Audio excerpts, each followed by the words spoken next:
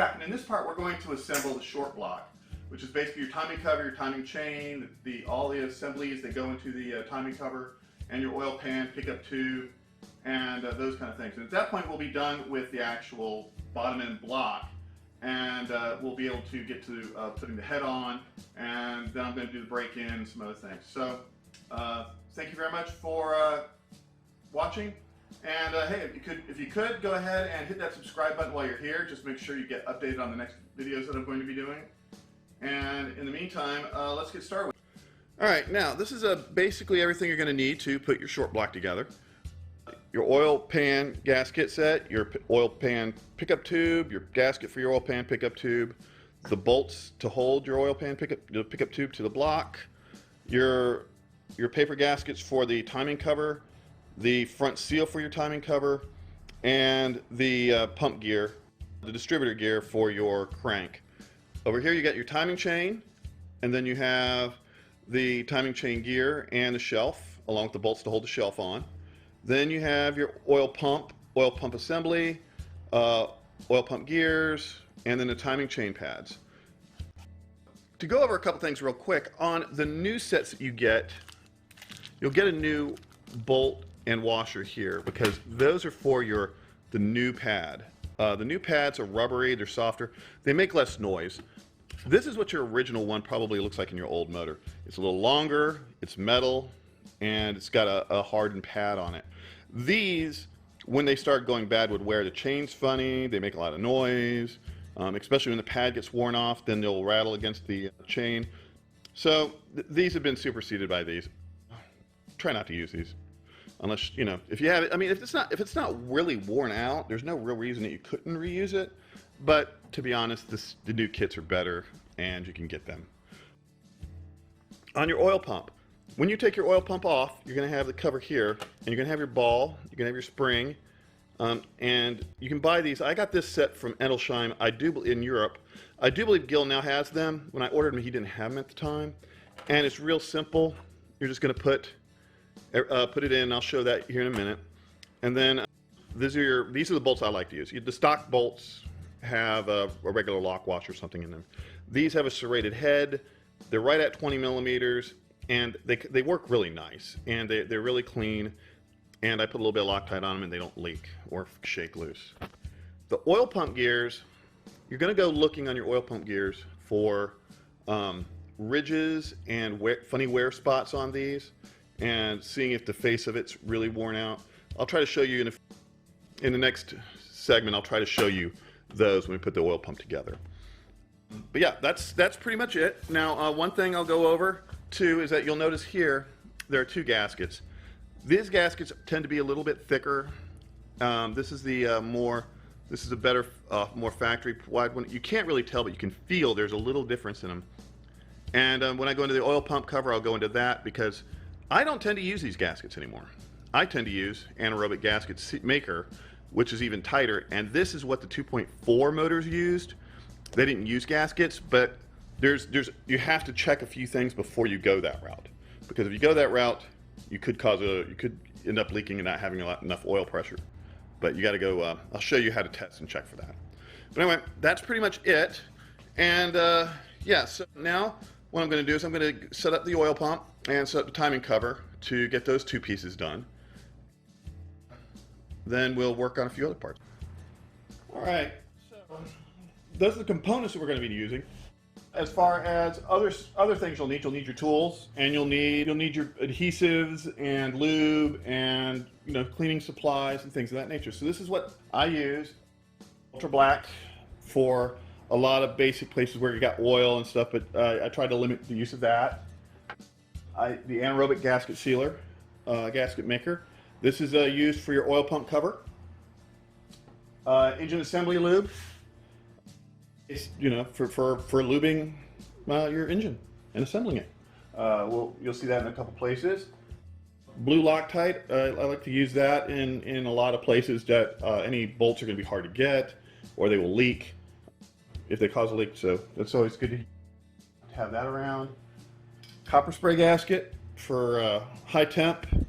The gaskets are going to do the sealing. You only need this or a spray adhesive to hold the gaskets in place. In that case, like with the Gorilla spray adhesive, I use this limited places, so I use it for things like the water pump gasket. That was it really holds well. Of course, brake clean to clean up anything you might need to wipe off some goo or excess RTB. Clean rag, my cheater wrench, torque wrench, obviously the little hammer, a nice straight edge, 19mm wrench, 19mm, 13mm, an 11 and a 10 and an extension, razor blade. You can always use a razor blade for something, and of course in this Allen wrench for a couple of the bolts that I use that are Allens. And that is just wanted to go over a few differences that I covered before, the differences in timing covers, but I didn't have a 10-bolt timing cover to show you. I will go over all the differences with the oil pump cover, but in this case, you see with this oil pump cover, it's got a regulator built in here.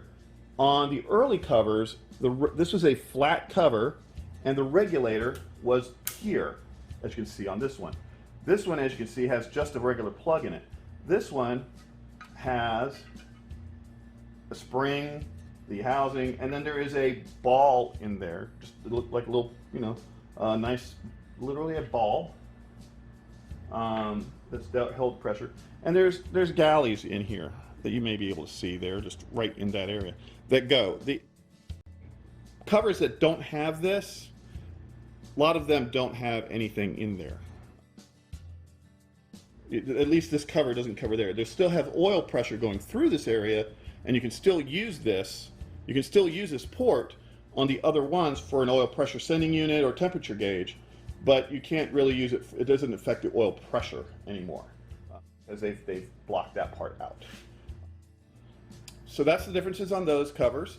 And the other thing I happen to have mentioned, funnily enough, is where some of these bolts get stuck and they get, jammed in there. Well, in this case, you can see here. See if we can get that to focus a little bit better. You'll see that I had to go and tap that to an 8mm as opposed to the 7mm they came with, because there was a bolt that broke in it. And what you do in that case is you're going to drill that out to a 5/16 hole. You're going to tap that, just run a M8 tap in there, and then on your gasket you'll just kind of open up the gasket a little bit to make it work. All right, your timing cover is primarily consists of two functions. One is your oil pressure and your oil pump, and the other one is the timing chain and tensioning of the timing chain and attaching the timing chain to the cam and the crank together. But right now we're going to focus our attention on the oil pump itself and assembling it into the timing cover. The main components are going to be the oil pump itself, these gears. We'll go into those in a second. And then you're going to have your cover, and then the pressure regulator that's built into the cover. I got this one from Edelsheim in Europe. I believe Gillett Opel GT Source at the time was out of them. And so if they are, these are reproductions, and they actually really help bring up your oil pressure. So I highly recommend replacing this part of your oil pump cover if you can. The bolts and your gasket. And the bolts, the stock ones are M20 with a little capture screw, and they're fine. I've been starting to use this because I'm anal retentive and I love stainless steel hardware. I like using these stainless steels with the serrated flange bolt on them and a little blue Loctite, because it looks better to me, and I think I get a better seal because they're a little bit heavier. But so with that, what you need to do first is you need to take your cover, and then with the cover, I use this block with a little bit of 400 grit sandpaper on it, and I will just smoothly clean it off and clean off any of the gasket material, clean off any gunk that's in there. A little brake clean doesn't hurt, and get that really nice and clean and smooth. And then what I'll do is I will use a CD. Let me show you how that works. As I mentioned, you need to make sure your oil pump cover is true, and one of the ways I do that is I use an old CD, as I mentioned before. And it'd be better if you had a piece of glass or a mirror, but this does the job. You're basically looking for trueness, and you're trying to feel it out and see how it is, and this does the job for me. All right, the oil pump gears. You're gonna have to use used ones because that's just kind of the case. We don't have a whole lot of new ones kicking around anymore. But Todd over at Opels Unlimited, or Gil, or any other people you may be Opel people you may be able to find on Facebook or OpelGT.com, if they got old broken motors, they'll probably have spare ones. If yours are really bad, most of the time you're gonna have some wear. You're gonna have wear like that, and a little wear like this. These are really good ones. As you see, there's almost no wear on that one. Little bit of wear on the outside, and the teeth are really flat, clean, and don't have a whole lot of gouging on them. These, on the other hand, you can see something got into that oil pump and gouged it, so that's going to cause a little bit of a low oil pressure there. You can see on some of these teeth, let me see, like right there, there's a couple of really big gouges there. It's going to be small, minor things, but a lot of times if you have really bad teeth on these, and here's the case of a couple, like you can see right there, there's a big gouge right there. You know, it's substantially noticeable there. Those are going to cause some lower oil pressure problems on your motors. So the better the gear you can get, the better your outcome. And yeah, also look for wear on the shafts themselves, because you know, if anything, any objects got into there to cause wear, these will be okay. But yeah, those are the kind of things you're going to look at. Now, the thing is, these have worn. All of them have. And the original oil pump galley that you go into has a certain depth to it. And we'll get into that here in a second when I go over the gaskets and go out how to set these in. So, all right. So now we have the timing cover here. And on the timing cover, you can see, in this case, there's no big visible grooves. There's a few little ones there. But I've seen these where they got like massive amounts of grooves and dirt and wear and tear in them. You're gonna want to put, you know, test your fit. You want to hear it kind of rubbing, and you want to feel it touch. You know, there should be a nice tight fitment to all this, right? You can see there's like just a little bit of a catch when it goes over there. And that's fine, because this is not full of oil and it's, you know, dry. But as you can see, now what you're going to want to do here is you're going to now want to get yourself a nice straight edge after you put them in, and you're going to put your straight edge across, and you're going to feel, and you're going to put a gauge against, and if you feel anything, you're going to want to go ahead and put a feeler gauge here to make sure that there is no ledge here. No ledge. And primarily the 10-bolt covers and the early 1.9s may have more, this may become pronounced. And this is a 2.0 timing cover, as you can tell, because this has a GM logo on it. So this is telling you that this is a European, or later 80s European one, where they start switching the Opel logos for GM logos.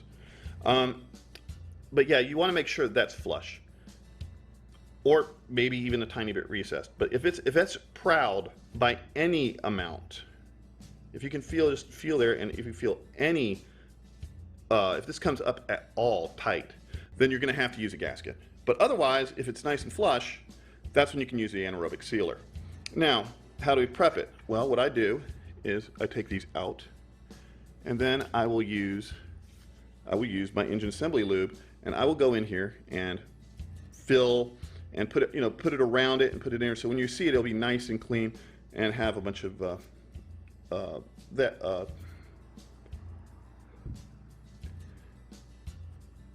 so it will have so when I'm done, you'll see that I have a lot of gear lube.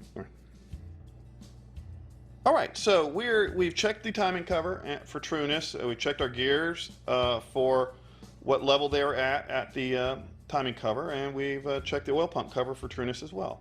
So now we're just going to use the rebuild kit we got from Metalshine to assemble the oil pump cover, which is really straightforward. I mean, I think you just basically take the ball and the spring and just slide them on in there, and then, as I mentioned before, you take your cap with your washer, and I'm using a brass washer with a O-ring, which should help like keep the oil from leaking, and you slide it in and you tighten it up. But that's that's how that goes. That's pretty straightforward. What the one thing is though is that remember it was flush over there on the timing cover, which means that we don't need the gasket. And to give you an idea how little we have here, here's a green gasket. This is a pretty good gasket. And here's my gauge, my caliper. And let's squeeze that there. Squeeze as much as we can squeeze it. And it doesn't register. Let's see if we go 0. We 0 it out. We put it and then we close it. Negative, so it's 0.2 millimeters. Well, if we check this other one here, let's see what we got here. We'll go 0 it out again. Well, let's close it tight as we can.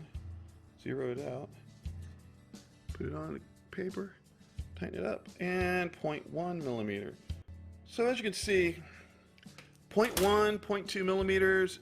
My caliper can't really read that tight, and I can feel a little difference between these, but not much. And but that's how little it is. So you really kind of the wear that's on our motors is within that tolerance. And when you use the cover just with this anaerobic sealer, you'll be able to pick up a little bit of an extra oil pressure. But like I said, make sure there's nothing proud, because if it's proud by just 1/10 of a millimeter, you need that gasket. So now that we have the pump gears are all lubed up, we got the timing, we got the oil pump cover ready to go on. We need to clean this surface here, and to clean that, I use a little bit of brake clean and a rag, and then get the nice brake clean, and then just wipe it really good. And you want to make sure when you wipe it, you get all the residue off of here. You don't want to have any oil, any of the break-in lube residue on this surface. It should be as clean as possible. All right, so we got the anaerobic sealer on here, and we're going to make sure you put it on. You're going to notice a hole here, and there's there's basically your main shaft is going to be sticking up a little proud. Those two are where they go together. You want to make it nice and square and even, and this will be pointing towards the back, towards your oil pan, and then you just put in your bolts.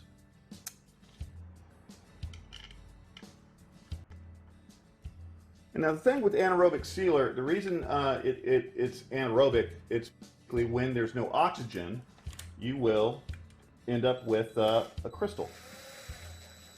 So when these things get under pressure, and they get under, and there's a lack of oxygen, it will crystallize, which will then cause it to seal. The good thing is, unlike regular RTV, your black RTV, your blue RTV, or whatever, this will stay gooey like this, and it'll just dissolve in your oil. It won't leave chunks to come out later and block up passages. So it's very safe to use in this particular instance. I would not use black RTV or any of your regular RTVs like this, any gasket maker like this. It has to be the anaerobic sealer. It cannot be like the other gasket makers. It just cannot be. So after you've done that, you're going to go and get your torque wrench out, and it's going to be right at about the lowest you can get, right at 30 inch-pounds. And about 2 to 4 newtons. It's really almost as minimal as you can get with the torque wrench. This is aluminum going in aluminum. They will strip on you, and they do it a lot, which is one of the reasons I like to use serrated heads. And as you notice, I didn't use any Loctite on these, because the serrated heads are going to dig into the aluminum, and there's not going to be any. It's not going to be necessary. So yeah, as per always, I went to the lower number, and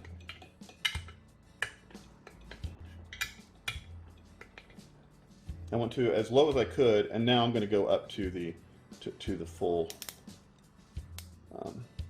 Right at the full number that I'm supposed to be at. As I said, which is 30 foot-pound inches. So, and now, see, not a big difference, but you want to get, you want to keep it even and nice. Very important. And now that you got those in there, go and wipe and double check and make sure you don't have anything standing proud, that everything came out where it's supposed to, and it all looks good. And you are done on getting oil pumping. Alrighty, so one other thing we need to put on the timing cover before we start working on the chain is your front main seal. The seal goes right here where you would expect. You'll see this little notch right there. If you have the old one, when you're taking your timing cover off, you can put a screwdriver right there and it'll just push out the old one from the front. So what I use is a little bit of the Ultra Black RTV, or also Permatex number 2 will work. And you put some around the edges there, and you kind of seat this in just a little bit.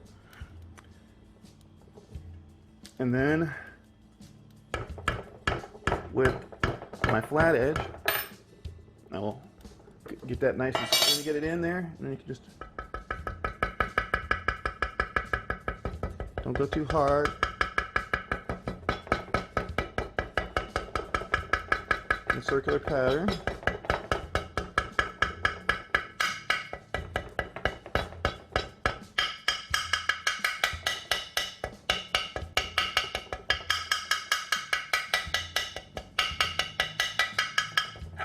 And there you go, nice and smooth in there. Kind of give it a little bit, just make sure it's good. And that's it. And then you come back over the other side, and I like to take a rag and wipe out any of the excess that we have there.